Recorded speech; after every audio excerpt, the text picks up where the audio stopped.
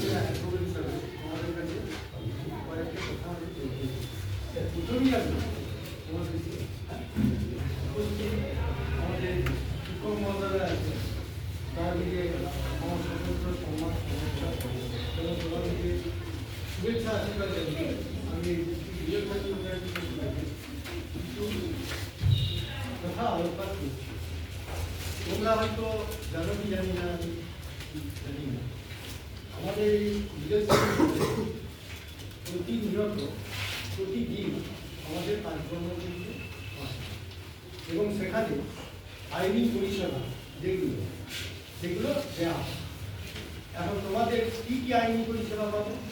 তোমাদের যে কোনো সমস্যা যদি থাকে, অর্থাৎ কোনো পারিবারিক বিষয়, জমি জায়গা সংক্রান্ত, ফৌজদারি সংক্রান্ত